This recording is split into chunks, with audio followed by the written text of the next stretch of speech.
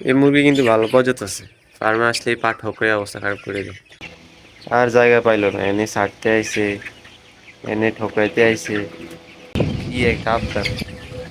আসসালামু আলাইকুম। আজকে মুরগির বয়স 28 দিন। বেশ কিছুদিন যাবত আমি অসুস্থ থাকায় এগুলো ঠিকমতো পরিচর্যা করা হয় না, তাই ভাবলাম আজকে আসি আমি। যদি আমার ছোট ভাই করছে, বাট ও পুরোপুরি ভাবে করতে পারে না। আমি যদি দেখাই দিচ্ছি ওর পাশে থাইকা থেকে, আমার দেহ পড়ে তাই হলো বেডের মধ্যে, আর আমার মন পুরো তাই আমার ফার্মের মধ্যে। আমি ইঞ্জেকশন দিয়েও দৌড়াই আসি ফার্মে কি অবস্থা দেখার জন্য। এটা শুধুমাত্র আমার ইনকাম করার মাধ্যম না, এটা আমার শখ, এটা আমার পেশা হিসেবে বাইছে নিতেছি। তাই ধ্যান জ্ঞান যত কিছু আছে, আমার ফোকাস সব এটার মধ্যেই।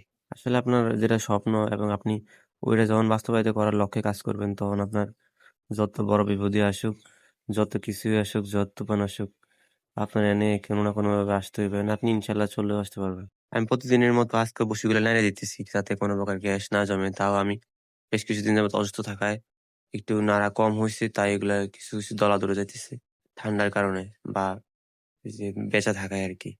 তাই চেষ্টা করতেছি যাতে সবকিছু আবার ঠিক হয়ে যায় আগের মতো। আমি নাড়িয়ে দিতেছি এগুলো যাতে শুকায় যায়। এজন্য সকালবেলা এগুলো নাড়ার একদম উপযুক্ত টাইম। বসিরহাট সিলেট তো অবস্থা খারাপ সকালবেলায়। এখন বোধহয় সকাল 6টা।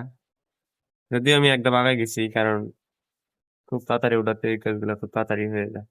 সকালবেলা তেমন একটা গরম লাগে না, আর বসিগুলো একটু ভেজা থাকায় এগুলা একদম সুন্দর মতো হয়, পুড়ে না। তাহলে আর মুরগির জন্য ভালো।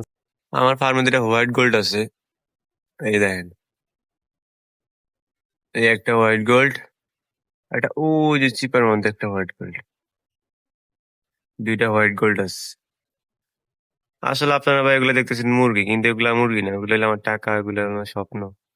যাই হোক, সবাই একটু আমার জন্য দোয়া করবেন যাতে আল্লাহ খুব দ্রুত আমাকে সুস্থ করে দেয় এবং আল্লাহ যাতে আমাদের ব্যবসাতে বারাকা দান করে। সবাই ভালো থাকবেন। আল্লাহ হাফেজ। আসসালামু আলাইকুম রহমতুল্লাহি ওয়া বারাকাতুহু।